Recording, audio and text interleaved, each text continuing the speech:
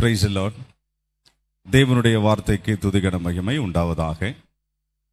தேவனுடைய அநாதி கிருபையினாலே நாம் 2024 வருடத்தை சுகத்தோடும் பலத்தோடும் நிறைவு செய்வதற்கு தேவன் நமக்கு கிருபை பாராட்டியிருக்கிறார்.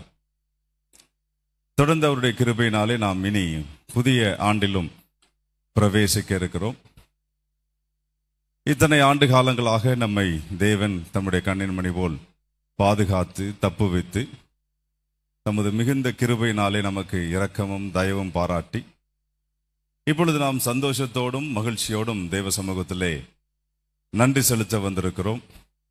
தேவனை துதித்து பாடி அவரை தொழுது கொண்டு அவர் இந்நாள் வரைக்கும் செய்த சகல விதமான அவருடைய நன்மைகள், அவருடைய ஆசீர்வாதங்கள், அவருடைய பாதுகாப்புகள், இவைகள் எல்லாவற்றுக்கும் முழு இருதயத்தோடும் முழு ஆத்மாவோடும் முழு மனதோடும் தேவனை தொழுது கொண்டு அவரை சேவிக்க நமக்கு தேவன் கிருபை பாராட்டியிருக்கிறார். இப்போதும் நாம் இந்த பழைய ஆண்டை நிறைவு செய்து புதிய ஆண்டிலே பிரவேசிக்கிறதுக்கு முன்பதாக ஒரு சில வசனங்களை நாம் சிந்தித்து தியானிக்க இருக்கிறோம். 48ஆம் சங்கீதம் 9ஆம் வசனத்தை நாம் வாசிக்கலாம். 48ஆம் சங்கீதம் 9ஆம் வசனம். தேவனே, உமது ஆலயத்தின் நடுவிலே உமது கிருபையை சிந்தித்துக் கொண்டிருக்கிறோம். Price the Lord. உமது ஆலயத்தின் நடுவிலே உமது கிருபையை சிந்தித்துக் கொண்டிருக்கிறோம் என்று சங்கீதக்காரன் சொல்லுகிறான். அப்படியானால் நாம் இப்பொழுது நாம் கூடியிருப்பதும் தேவனுடைய ஆலயத்தின் நடுவிலே அவருடைய கிருபையை சிந்திக்கும்படியாகத்தான் இப்பொழுது நாமும் கூடியிருக்கிறோம். இந்நாள் வரைக்கும் தேவன் நமக்கு பாராட்டின அவருடைய கிருபையை எண்ணி துதிக்கும்படியாக, அதை சிந்தித்து அவருக்கு நன்றி செலுத்தும்படியாக இப்பொழுது நாம் கூடியிருக்கிறோம். பொதுவாக நம்முடைய தனிப்பட்ட வாழ்க்கைகள், குடும்ப வாழ்க்கைகள், பொது வாழ்க்கைகள், இவை எல்லாவற்றிலும் அனுதினமும் தேவன் நமக்கு பாராட்டின கிருபைகள் மிக பெரியது. அப்படிப்பட்ட பெரிய கிருபையை நாம் சிந்திக்க வேண்டிய நேரத்தில் இப்பொழுது நாம் வந்திருக்கிறோம். கிருபையை சிந்திப்பது என்றால் என்ன என்பதையும் நாம் சற்று யோசிக்கலாம்.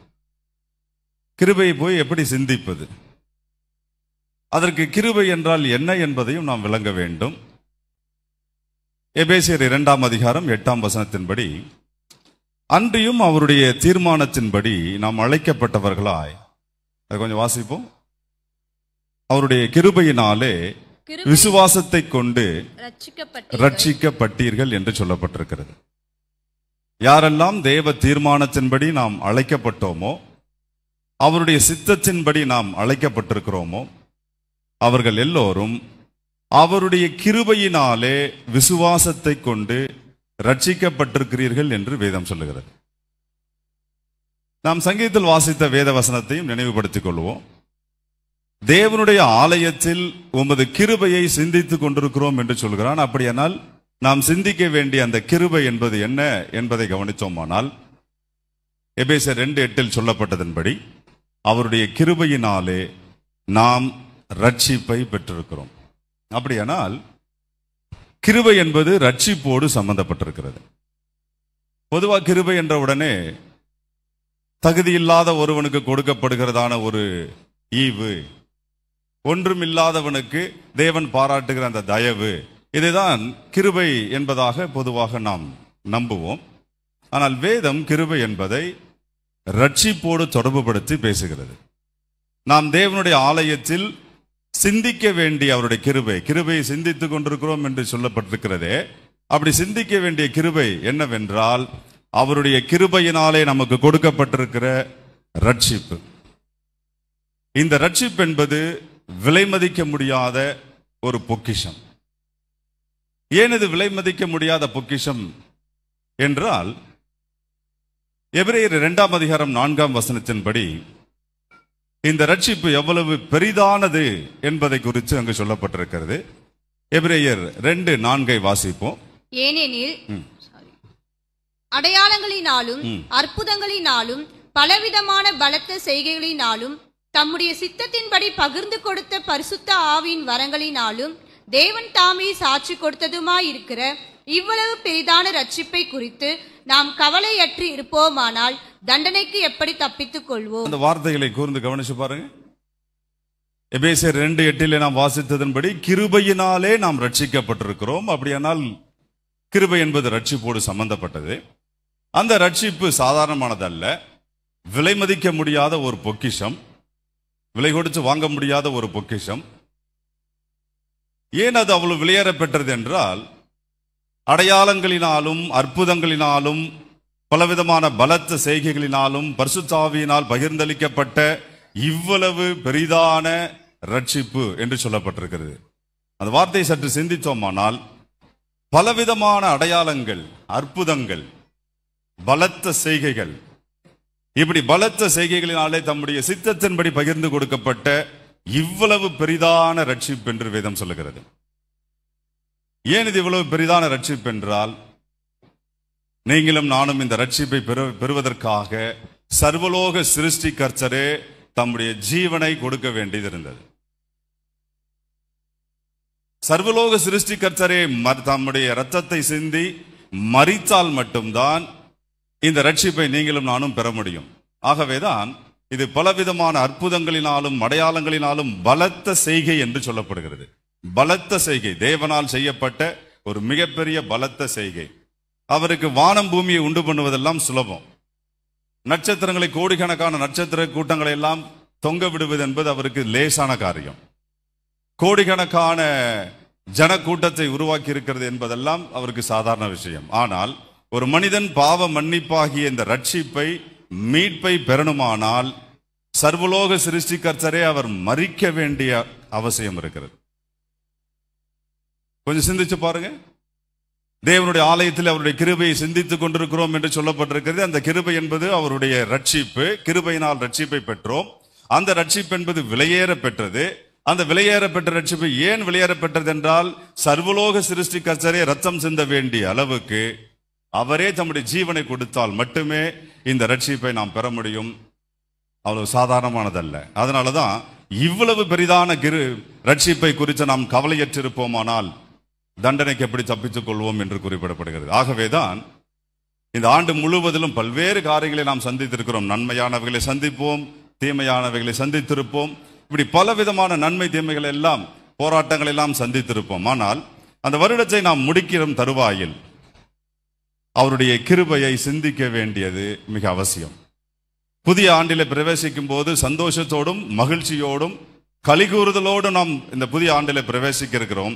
அதற்கு முன்பு அவர் நமக்கு பாராட்டின அந்த கிருபையை நாம் முதலாவது சிந்தித்து முழு இருதயத்தோடு தேவனுக்கு நாம் நன்றி செலுத்தி அவரை தொழுது கொள்ள வேண்டியது அவசியம். ஆகவேதான் அவருடைய ஆலயத்தில் வருடத்தின் முடிவில் அந்த இறுதி மணி வேளையிலே அவருடைய கிருபையை நாம் சிந்தித்துக் கொண்டிருக்கிறோம். கிருபையினாலே ரட்சிப்பு. கிருபை ரட்சிப்போடு சம்பந்தப்பட்டதா என்பதை விளங்கிக் கொள்வதற்கு எபேசியர் 1 7-8 வசனங்களை நாம் வாசிக்கலாம்.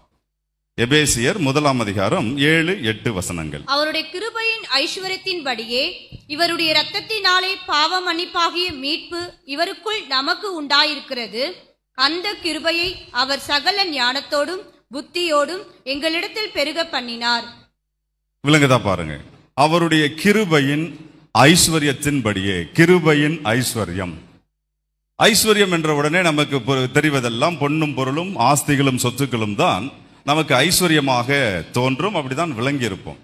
ஆனால் வேதம் என்ன சொல்லுகிறது என்றால், அவருடைய கிருபையின் ஐஸ்வர்யத்தின்படியே இவருடைய இயேசு கிறிஸ்து மூலமாய் இவருடைய இரத்தத்தினாலே பாவ மன்னிப்பாகிய மீட்பு நமக்கு உண்டாயிருக்கிறது என்று சொல்லப்பட்டிருக்கிறது. அப்படி என்றால் பாவ மன்னிப்பாகிய மீட்பு என்கிற ரட்சிப்பு கிருபையின் ஐஸ்வர்யம் என்று வேதம் குறிப்பிடுகிறது. இதை சற்று பிரித்து சிந்தித்தால் நமக்கு விளங்கும். இப்ப நீங்களும் நானும் பாவ மன்னிப்பாகிய ரட்சிப்பை பெற்று தேவ பிள்ளைகளாக, அவரால் தெரிந்து கொள்ளப்பட்ட சந்ததியாக, ராஜரீக ஆசாரிய கூட்டமாக, அவருக்கென்று பிரித்தெடுக்கப்பட்ட பரிசுத்த ஜாதியாக இப்பொழுது சந்தோஷத்தோடு உட்கார்ந்திருக்கிறோமே. இது அவருடைய கிருபையின் ஐஸ்வர்யத்தினால் கொடுக்கப்பட்டிருக்கிறது. அங்க கிருபையின் ஐஸ்வர்யம் என்று எதை சொல்கிறார் என்றால், அங்கே 8ஆம் வசனத்தில் அந்த கிருபையை அவர் சகல ஞானத்தோடும் புத்தியோடும் எங்களிடத்தில் பெருக பண்ணினார். அந்த கிருபையை பெருக பண்ணினார் என்று சொல்லப்பட்டிருக்கு. ஞானத்தோடும், சகல ஞானத்தோடும் புத்தியோடும் அந்த கிருபையை பெருக பண்ணினார் என்று குறிப்பிடுகிறது. அங்கு கிருபை என்பது என்ன என்று சிந்தித்தால், கிருபையின் ஐஸ்வர்யத்தினாலே, அவருடைய ஐஸ்வர்யத்தின்படியே இவருடைய இரத்தத்தினாலே பாவ மன்னிப்பாகிய மீட்பு நமக்கு கொடுக்கப்பட்டிருக்கிறதா சொல்லப்பட்டிருக்கிறது. அப்படி என்றால் இந்த பாவ மன்னிப்பாகிய மீட்பு என்கிற ரட்சிப்பு கிருபையின் ஐஸ்வர்யம். மற்ற ஐஸ்வர்யங்களை எல்லாம் ஒரு மனிதன் எளிமையாக சம்பாதித்து விட முடியும். உலக ஐஸ்வர்யங்கள் எல்லாம் எளிமையாக சம்பாதித்து விட முடியும். ஆனால் இந்த கிருபையினால் உண்டாகிற ஐஸ்வர்யமாகிய பாவ மன்னிப்பு என்கிற மீட்பு இருக்கிறதே, ரட்சிப்பு இருக்கிறதே, இதை அவ்வளவு எளிமையாக சம்பாதிக்க முடியாது. நம்மிடத்தில் உள்ள சொத்துக்களை எல்லாம் கொடுத்தாலும், அதற்கு விலையாக கொடுத்தாலும் இந்த ரட்சிப்பை வாங்கிவிட முடியாது.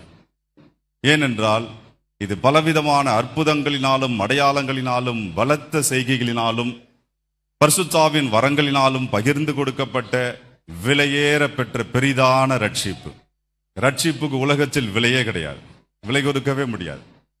அப்படிப்பட்ட அந்த ரட்சிப்பை அவருடைய கிருபையின் ஐஸ்வர்யம் என்று வேதம் சொல்கிறது.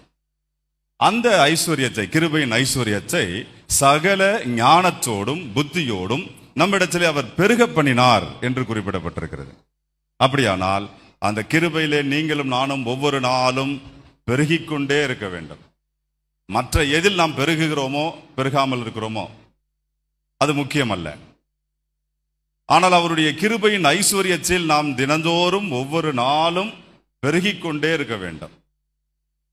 அப்படிப்பட்ட அந்த கிருபையை நமக்கு சகல ஞானத்தோடும் புத்தியோடும் பெருக பண்ணுகிறார் என்று வேதம் சொல்கிறது. ஆகவேதான் அவருடைய ஆலயத்தின் நடுவிலே எதை சிந்திக்க வேண்டும்? விளங்குதா பாருங்க. அவருடைய ஆலயத்தின் நடுவிலே அவருடைய கிருபையை சிந்திக்க வேண்டியவர்கள் நாம்.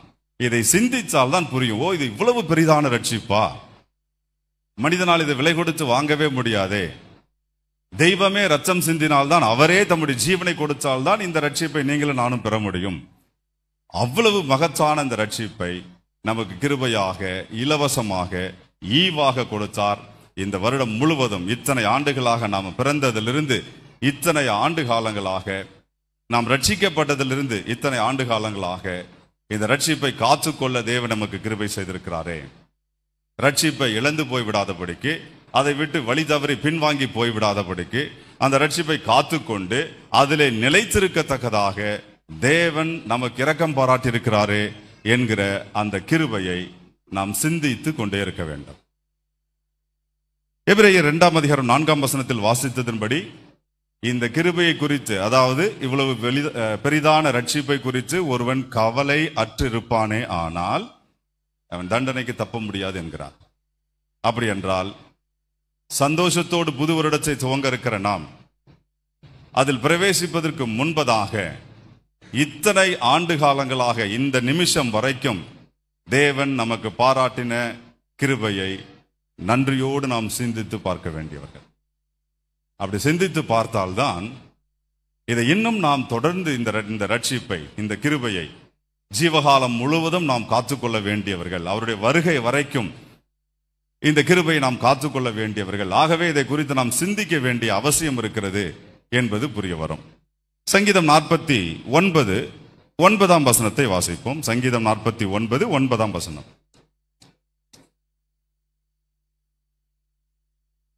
அவர்கள் ஆத்தும மீட்பு மிகவும் அருமையாயிருக்கிறது, அது ஒருபோதும் முடியாது. அந்த வார்த்தையை கவனிங்க. அவர்களுடைய ஆத்தும மீட்பு மிகவும் அருமையாயிருக்கிறது. ஆத்தும மீட்பு, ஆத்தும மீட்பு என்றால் ரட்சிப்பு என்று பொருள். ரட்சிப்பு என்பது அவருடைய கிருபையின் ஐஸ்வர்யம். ஆகவேதான் கிருபையினாலே நாம் விசுவாசத்தை கொண்டு ரட்சிக்கப்பட்டோம். ஆகவே அந்த கிருபையை இப்பொழுது நாம் சிந்தித்து கொண்டிருக்கிறோம். அப்படி சிந்தித்து பார்க்கிற போது வேதம் என்ன சொல்லுகிறது என்றால், அவர்கள் ஆத்தும மீட்பு என்பது அருமையா இருக்கிறது, அது ஒருபோதும் முடியாது. அப்படி என்றால் கிருபையின் ஐஸ்வர்யமாகிய இந்த மீட்பு, ஆத்தும மீட்பு என்பது இருக்கிறதே, அது அருமையா இருக்கிறது என்று சொல்லப்படுகிறது. அருமை என்றால் ரொம்ப உன்னதமான, ரொம்ப ஹைலி பிரீசியஸ் ஆனது. நம்முடைய வாழ்க்கையில் நாம் சம்பாதித்த ஐஸ்வர்யங்களிலே மிகப்பெரிய ஐஸ்வர்யம், மிகப்பெரிய சொத்து இந்த ரட்சிப்பு. அது அவ்வளவு அருமையானது. அது ஒருபோதும் முடியாது என்றும் சொல்லப்படுகிறது. அப்படி என்றால் ஒருபோதும் முடியாது என்றால் என்ன பொருள் என்றால், நம்முடைய ஜீவகாலம் முழுவதும் இது தொடர்ந்து கொண்டே இருக்க வேண்டும். ஒவ்வொரு நாளும் இந்த ரட்சிப்பு புதுப்பிக்கப்பட்டு கொண்டே இருக்க வேண்டும். அது மட்டுமல்லாமல் அவருடைய கிறிஸ்துவின் வருகைக்கு பிறகும் தேவனுடைய 1000 வருட அரசாட்சியிலும் சரி, அதன் பின்பு நாம் தொடரப்போகிற புதிய வானம், புதிய பூமி, புதிய எருசலேம் ஆகிய நித்திய பரலோக ராஜ்யத்திலும் சரி, நித்திய காலமாக என்றென்றைக்கும் சதா காலங்களிலும் இந்த ரட்சிப்பு தொடர்ந்து கொண்டே இருக்கும், முடிவே கிடையாது. ஆகவேதான் அவர்கள் ஆத்தும ரட்சிப்பு மிகவும் அருமையாய் இருக்கிறது என்றும் அது ஒருபோதும் முடியாது என்றும் சொல்லப்பட்டிருக்கு. முடியாது என்றால் அதற்கு முடிவு கிடையாது, தொடர்ந்து கொண்டே இருக்கும், என்லெஸ் பீரியடாக சதா காலங்களிலும் தொடரும். அப்படிப்பட்ட அந்த ரட்சிப்பை நாம் இப்பொழுது சிந்திக்க வேண்டியவர்கள். ஒரு வருடத்தை இப்பொழுது நாம் நிறைவு செய்ய இருக்கிறோம். நிறைவு செய்யும் தருவாயில் இத்தனை காலங்களாக நமக்கு இந்த கிருபையை பாராட்டி இருக்கிறாரே, இதற்கெல்லாம் நாங்கள் தகுதியுள்ளவர்களா? நம்மை விட நல்லவர்கள் ஏராளம் வெளியில் இருக்கிற போது, நம்மை விட எந்த விதமான பாவ துன்மார்க்கங்களில் ஈடுபடாமல் மனசாட்சியின்படி பயந்து, மனசாட்சிக்கு பயந்து உண்மையா இருக்கக்கூடியவர்கள் பலர் வெளியில் இருக்கிற பொழுது, வெளியில் என்றால் இன்னும் ரட்சிக்கப்படாமல் இருக்கிற போது, இத்தனை மகத்துவமான ஒரு பொக்கிஷத்தை, ஐஸ்வர்யத்தை நமக்கு இலவசமாய் கொடுத்திருக்கிறாரே, அதற்கு நம்மிடத்தில் என்ன பெரிய பரிசுத்தத்தை அவர் கண்டார், அல்லது நம்மிடத்தில் என்ன பெரிய மற்ற ஜனங்களை விட நாம் பெரிய பரிசுத்தவான்களாய் வாழ்ந்தோம் ஒப்பிட்டு பார்த்தோமானால், இன்னும் வெளியில ரட்சிக்கப்படாமல் நம்மை விட பல கோடி பேர் இருக்கிறார்கள். அதுல நல்லவர்களும் இருக்கிறார்கள், நம்மை விட நல்லவர்கள் இருக்கிறார்கள். ஆனால் அவர்களுக்கெல்லாம் கிடைக்கப்பெறாத இந்த மகத்துவமான ரட்சிப்பை நமக்கு இலவசமாக ஈவாக தந்திருக்கிறாரே. இதற்கு என்ன ஈடுகட்ட முடியும்? இதற்கு என்ன பதில் செய்ய முடியும்? தெய்வத்துக்காக நாம் இதற்கு பதிலாக, கைமாறாக அவருக்கு நாம் எண்ணத்தை கொடுக்க முடியும்? இத்தனை காலம் எங்கள் மேல் இந்த இரக்கத்தை பாராட்டினரே என்று முழு இருதயத்தோடு அவருக்கு நன்றி செலுத்துவதும், அவரை தொழுது கொள்வதும், அவரிடத்தில் அன்பு கூர்ந்து அவரை சேவிப்பதை தவிர வேற என்ன செலுத்த முடியும் அவருக்கு? சிந்திக்க வேண்டும். ஆகவேதான் அவருடைய ஆலயத்தின் நடுவிலே அவருடைய கிருபையை நாங்கள் சிந்தித்துக் கொண்டிருக்கிறோம் என்று வேதம் குறிப்பிடுகிறது. அப்படி சிந்தித்து பார்க்கிற போது, இப்ப புதிய ஆண்டை துவக்க இருக்கிறோம், பழைய ஆண்டை நிறைவு செய்து புதிய ஆண்டை துவக்க இருக்கிறோம். அந்த புதிய ஆண்டிலே இந்த கிருபை ஆகிய ரட்சிப்பை புதிய ஆண்டில் புதுப்பிக்க வேண்டியது மிக பிரதானம். அப்படி புதுப்பிக்க வேண்டுமா என்றால் 2 கொரிந்தியர் 5ஆம் அதிகாரம் 17ஆம் வசனத்தின்படி அதை வாசிப்போம். 2 கொரிந்தியர் 5:17.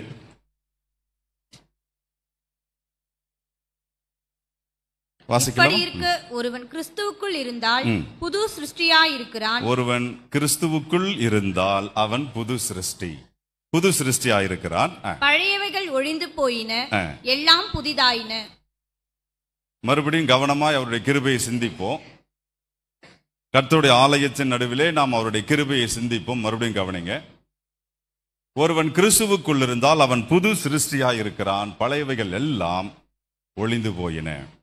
இப்ப நீங்களும் நானும் கிறிஸ்துவுக்குள் இருக்கிறோம் என்றால், அவருடைய இரத்தத்தினாலே மீட்கப்பட்டு தேவ பிள்ளைகளாக நாம் அழைக்கப்பட்டு தெரிந்து கொள்ளப்பட்ட சந்ததிகளாக இருப்போமானால், கிறிஸ்துவுக்குள் இருப்போமானால், பழைய ஆண்டை நிறைவு செய்யும் போது அதோடு சேர்த்து நம்மிடத்தில் இருக்கக்கூடிய பழையவைகளையும் கழித்து போடும்படியாக சொல்லுகிறது. பொதுவாக இந்த பண்டிகையில், இந்த பொங்கல் பண்டிகைலாம் வரும் பொழுது பழையன கழிதலும் புதியன புகுதலும் சொல்லுவாங்க. அப்படின்னா வீட்டில் இருக்கிற பழைய கிழிஞ்ச பாய், கிழிஞ்ச ஏதாவது வஸ்திரங்கள், ஏதாவது தேவையில்லாத குப்பைகள் இருக்கும் பாருங்க, அதையெல்லாம் தூக்கி எரிப்பாங்க. எரிச்சிட்டு பழையவை கழிந்ததும் புதியன புகுதல் அப்படின்னு சொல்லுவாங்க. அதல்ல, எதுவும் உதவாத குப்பைகள் எல்லாம் தூக்கி போட்டு எரிச்சிட்டு பழையவைகள்லாம் கழிந்து போயின என்று சொல்வதல்ல. ஒருவன் கிறிஸ்துவுக்குள் இருந்தால் பழையவைகள் எல்லாம் ஒளிந்து போக வேண்டியது அவசியம். பழைய ஆண்டோடு சேர்த்து நம்மிடத்தில் இருக்கக்கூடிய பழையவைகள் எல்லாவற்றையும் ஒழிக்க வேண்டியது அவசியம். ஒழித்த பிறகு எல்லாம் புதிதாயின, சகலமும் புதிதாக்கப்பட வேண்டும். நல்ல இந்த வார்த்தைகளை கவனிங்க. அப்படின்னா என்ன பொருள் என்றால், நம்மிடத்தில் வேண்டாத குப்பைகள் ஆகிய பொறாமைகள், எரிச்சல்கள், வைராக்கியங்கள், பிறகு தேவையில்லாத துன்மார்க்க எண்ணங்கள்,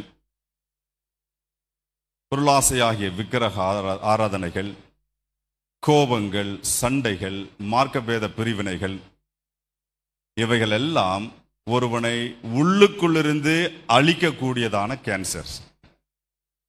உள்ளுக்குள்ளிருந்தே நம்மை அழிக்கக்கூடிய கேன்சர். இந்த வேண்டாத குப்பைகள் எல்லாம், பழையவைகள் எல்லாம் அழித்துவிட்டு ஒட்டுமொத்தமாக தேவனுடைய வார்த்தை ஆகிய சத்திய வசனத்தை கொண்டு, அக்கினி மயமான தேவனுடைய வார்த்தையை கொண்டு இந்த பழையவைகள் எல்லாம் எரிக்க வேண்டும், அழிக்க வேண்டும். ஒருவன் கிறிஸ்துவுக்குள் இருந்தால் பழையவைகள் எல்லாம் ஒழிக்கப்பட வேண்டியது அவசியம். அப்படி பழையவைகள் ஒழிக்கப்படாமல் ஒருவன் கிறிஸ்தவனாக இருக்க முடியாது. புது ஆண்டில் பிரவேசிக்கிறோம் என்று சொல்லுகிற போது வெறுமனே நாம் சந்தோஷத்தோடு புது ஆண்டு பிறந்திருச்சு, கர்த்தர் இந்த ஆண்டிலே என்னை ஆசீர்வதிப்பார், இந்த ஆண்டிலே என்னை உயர்த்தி பெரிய காரியங்களை எல்லாம் செய்ய வைப்பார் என்று சும்மா வெறுமையாய் அப்படி புதிய ஆண்டிலே பிரவேசிக்க முடியாது. புதிய ஆண்டிலே பிரவேசிக்க வேண்டும் என்றால் முதலாவது பழையவைகளை ஒழிக்க வேண்டியது அவசியம். அந்த பழையவைகள் எல்லாம் வேண்டாத குப்பைகளாக உள்ளிருந்து அழிக்கக்கூடிய கேன்சர்ஸ். ஒருவன் கிறிஸ்தவன் என்றால் இதை பழையவைகளை அழித்து எல்லாம் புதிதாக்கப்பட வேண்டும். அப்படி புதிதாக்கப்படுகிற போதுதான் நமக்கு கொடுக்கப்பட்டிருக்கிற ரட்சிப்பும் நாளுக்கு நாள் புதிதாகி கொண்டே வரும். புதிய ஆண்டினுடைய முக்கியமாய் நாம் கவனிக்கப்பட வேண்டியது நம்முடைய ரட்சிப்பு புதுப்பிக்கப்பட வேண்டியது அவசியம். 1 கொரிந்தியர் 5ஆம் அதிகாரம் 7-8 வசனங்களை வாசிப்போம். இந்த தேகத்தில் குடியிருக்கையில் கர்த்தரிடத்தில் குடி இராதவர்களாய் இருக்கிறோம் என்று அறிந்தும் எப்பொழுதும் தைரியமாய் இருக்கிறோம். நாம் தைரியமாகவே இருந்து இந்த தேகத்தை விட்டு குடி போகவும். 1 கொரிந்தியர் 5:7-8. ஆகையால் நீங்கள் புளிப்பில்லாதவர்களாய் இருக்கிறபடியே புதிதாய் பிசைந்த மாவாய் இருக்கும்படிக்கு பழைய புளித்த மாவை புறம்பே கழித்து போடுங்கள். ஏனெனில் நம்முடைய பஸ்காவாகி கிறிஸ்து நமக்காக பலியிடப்பட்டிருக்கிறாரே. ஆதலால் பழைய புளித்த மாவோடே அல்ல, துர்க்குணம் பொல்லாப்பு என்னும் புளித்த மாவோடும் அல்ல, துப்புரவு உண்மை என்னும் புளிப்பில்லாத அப்பத்தோட பண்டிகையை ஆசரிக்க கடவோம். இந்த வசனத்தை வாசிக்கிற போது புரிந்திருக்கும்.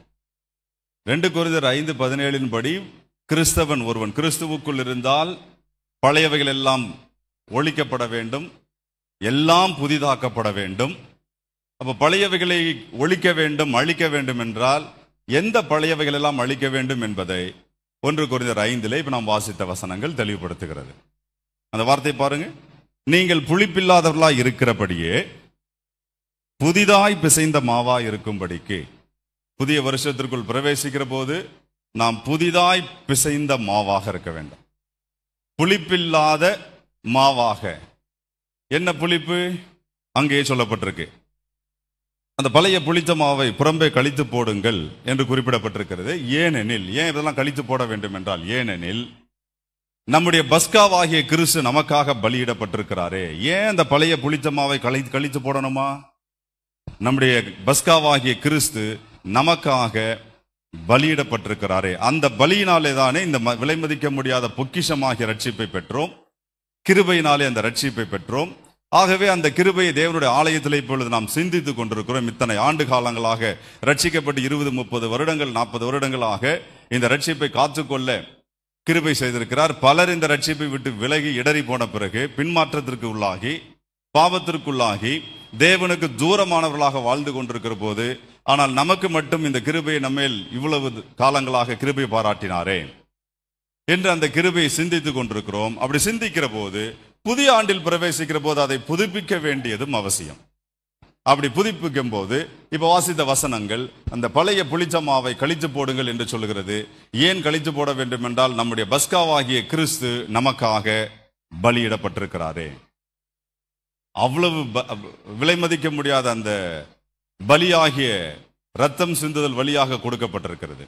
அங்கே அடுத்த வசனத்துல ஆதலால், இப்படி கிறிஸ்து நமக்காக பலியானதனால், ஆதலால் பழைய புளித்த மாவோடே அல்ல, துர்குணம் பொல்லாப்பு என்னும் புளித்த மாவோடும் அல்ல. அப்படின்னா கழிக்க வேண்டிய அந்த பழையவைகள் அல்லது புளித்த மாவு எது என்று கவனிச்சோமானால் துர்குணம் பொல்லாப்பு என்னும் புளித்த மாவோடு அல்ல. புதிய ஆண்டுக்குள் பிரவேசிப்பதற்கு முன்னதாக பழைய மாவை புளித்த மாவை கழித்து போட வேண்டியது அவசியம். அப்படி கழித்து போடாமல் புதிய ஆண்டுக்குள்ளே சந்தோஷமா கையை தட்டி பிரவேசித்து விட்டு கர்த்தரனை ஆசீர்வதிப்பார் என்று நம்புவோமானால் பழைய மாவை கழித்து போடுகிற வரை புதியதற்கு இடமில்லை. ஒருவன் கிறிஸ்துவுக்குள் இருந்தால் எல்லாம் புதிதாக வேண்டியது அவசியம். இப்போ நம்ம நியூ இயர் அப்படிங்கிறால் எல்லாம் நியூ ட்ரெஸ்ஸஸ்லாம் போடுறோம், சந்தோஷம்தான், தவறு ஒன்றும் இல்லை, அது புதிதாகிறது. ஆனால் புதிதாக வேண்டியது பழைய புளிச்ச மாவை களைந்து போட்டு, அடுத்து கீழே துப்புரவு உண்மை என்னும் புளிப்பில்லாத அப்பத்தோடே பண்டிகையை ஆசரிக்க கடவோம். இப்ப புது வருடம் என்பது ஒரு பண்டிகையா கொண்டாடுகிறோம். ஒரு பண்டிகை போல் அந்த ஃபெஸ்டிவல் அந்த மூடுக்கு நம்ம வந்துடுவோம். புதிய ஆண்டு வரும்போதே அந்த பண்டிகை கொண்டாடல் என்கிற அந்த செலிப்ரேஷன் மூடுக்கு வந்துடுவோம்.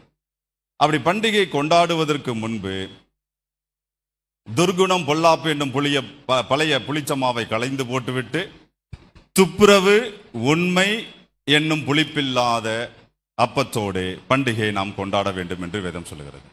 துப்புரவு என்றால் பரிசுத்தம் என்று பொருள், உண்மை என்றால் சத்தியம் என்று பொருள்.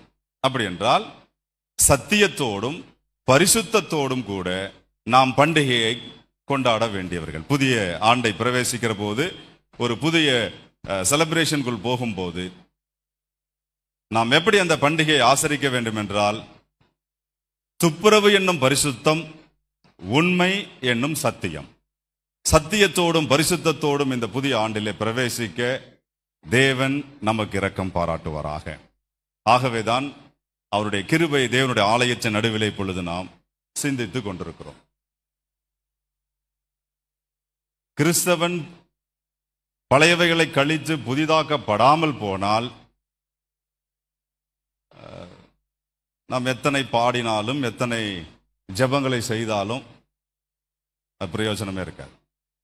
நம்முடைய பாடல்கள் ஜெபங்கள் இதெல்லாம் நல்லதுதான், தவறல்ல, ஆனால் பயனற்றதாக போகும்.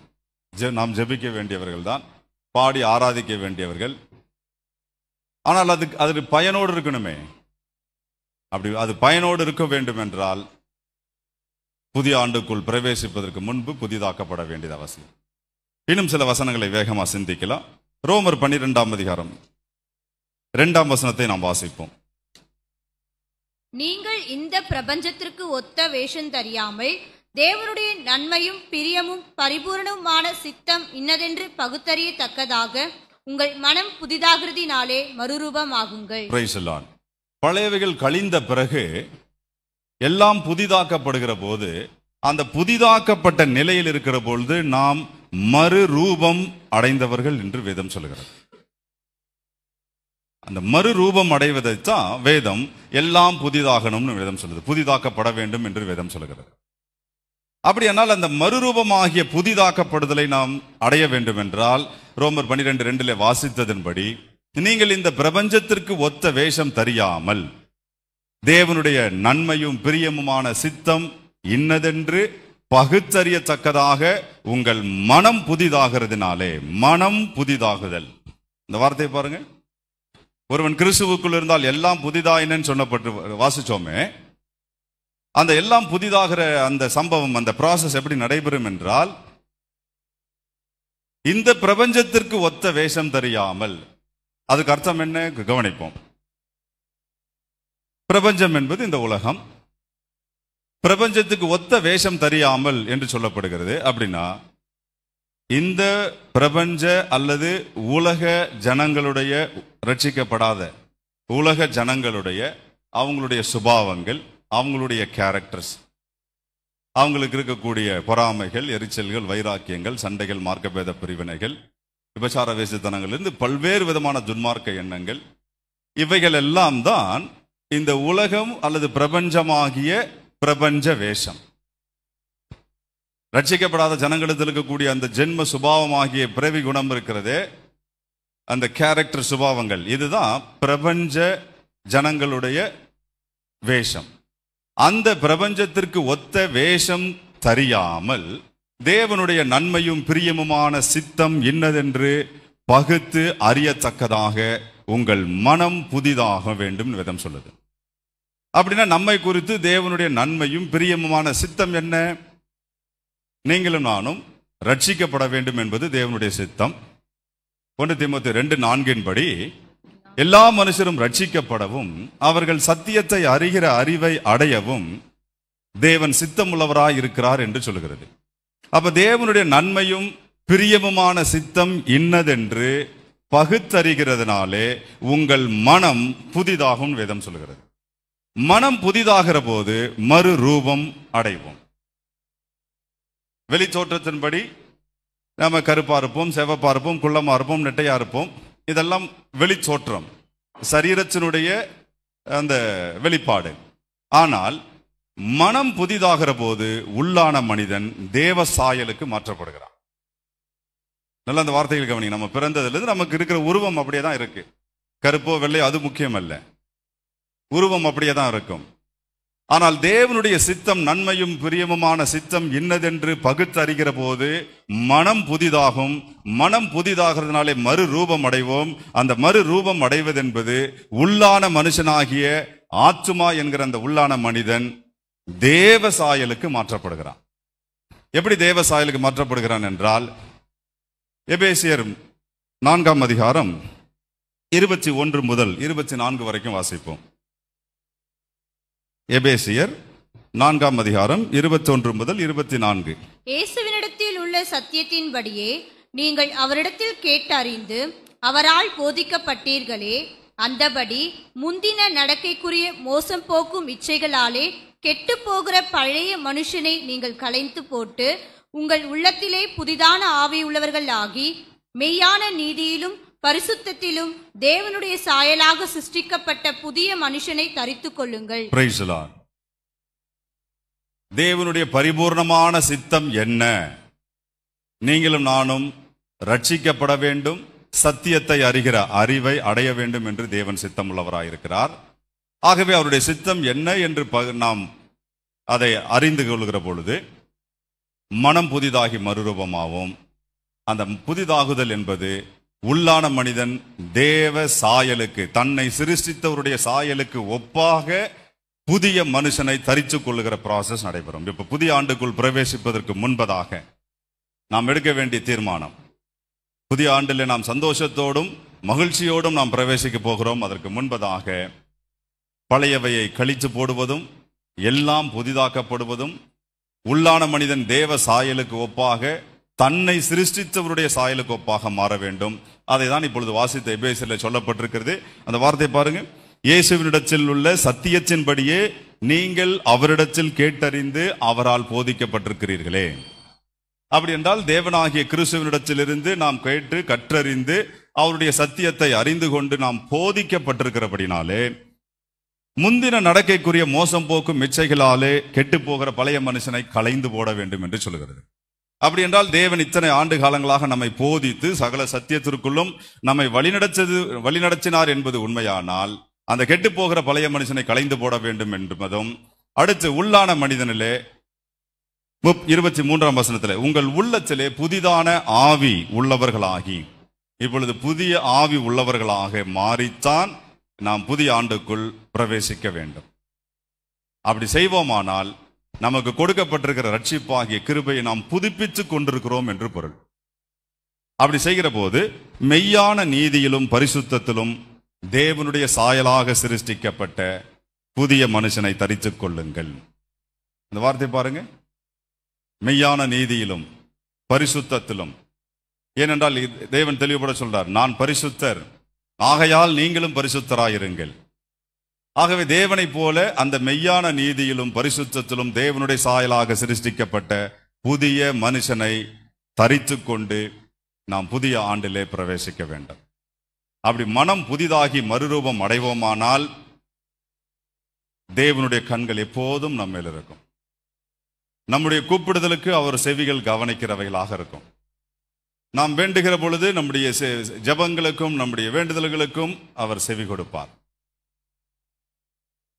உள்ளான மனிதன் புதிய மனிதனாக தேவ சாயலுக்கு மாற்றப்பட வேண்டும். புதிய ஆண்டுக்குள் பிரவேசிப்பதற்கு முன்பு இந்த தீர்மானத்தை நீங்கள் எடுக்க வேண்டியது அவசியம்.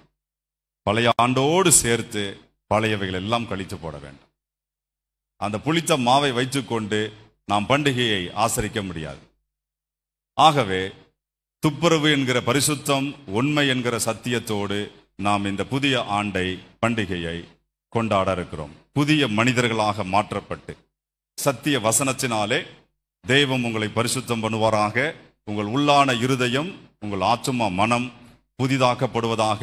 அதற்கு தேவன் இந்த ஆண்டிலே இரக்கம் செய்வாராக. மோசேயினிடத்தில் சொன்னது போல, எவன் மேல் கிருபையாயிருக்க சித்தமாயிருப்பேனோ அவன் மேல் கிருபையாயிருப்பேன், எவன் மேல் இரக்கமாயிருக்க சித்தமாயிருப்பேனோ அவன் மேல் இரக்கமாயிருப்பேன் என்று தேவன் வாக்கு பண்ணியிருக்கிறார். அப்படிப்பட்ட அவருடைய இரக்கம், அவருடைய கிருபை, அவருடைய தயவு இந்த புதிய ஆண்டில் பிரவேசிப்பதற்கு முன்பதாக நம்மேலும் பாராட்டப்பட வேண்டும் என்று நாம் ஜெபிப்போம். ஒரு நிமிஷம் கண்களை மூடி நாம் ஜெபிக்கலாம். மகா கிருபையும் இரக்கமும் உள்ள, அன்பும் தயவும் இரக்கமும் உள்ள திரு ஏகத்துவம் உடையவரே, பிதா, குமாரன், பரிசுத்த ஆவியானவராகிய சத்தியபரரே, உம்முடைய பொற்பாதத்தில் எங்களை சாஷ்டாங்கமாய் அர்ப்பணம் செய்கிறோம் ஆண்டவரே. உம்முடைய நீதியின் சிங்காசனத்திற்கு முன்பாக நாங்கள் சாஷ்டாங்கமாய் விழுந்து பணிந்து உம்மை தொழுது கொள்கிறோம் ஆண்டவரே. உம்முடைய பொற்பாதங்களை நாங்கள் முத்தம் செய்து உம்மை வாழ்த்துகிறோம் ஆண்டவரே. தேவரீர் புதிய ஆண்டுக்குள் பிரவேசிப்பதற்கு முன்பதாக எங்களில் காணப்படுகிற எல்லா பழையவைகளாகிய துர்க்குணங்களையும் அழித்து போட்டுவிட்டு மெய்யான நீதியிலும் பரிசுத்தத்திலும் தேவனுடைய சாயலாக சிருஷ்டிக்கப்பட்ட புதிய மனுஷனை நாங்கள் தரித்துக் கொள்ள எங்களுக்கு கிருபை பாராட்டும். எங்களுக்கு கொடுக்கப்பட்டிருக்கிற இந்த விலை மதிக்க முடியாத ரட்சிப்பாகிய உம்முடைய கிருபையை தினந்தோறும் நாங்கள் சிந்திக்க எங்களுக்கு இரக்கம் பாராட்டும். எங்கள் ஒவ்வொருவரின் மேலும் உம்முடைய கிருபை, உம்முடைய இரக்கம், உம்முடைய தயவு, உம்முடைய காருண்யம் எங்கள் மேல் உண்டாயிருக்கும்படி நாங்கள் ஜெபிக்கிறோம். பரிசுத்த ஆவியானவராகிய தேவன் எங்களை சகல சத்தியத்திற்குள்ளும் வழிநடத்தி சத்தியத்தினாலே எங்களை பரிசுத்தம் பண்ணி கிறிஸ்துவின் வருகைக்கென்று எங்களை ஆயத்தப்படுத்தி அருளும்.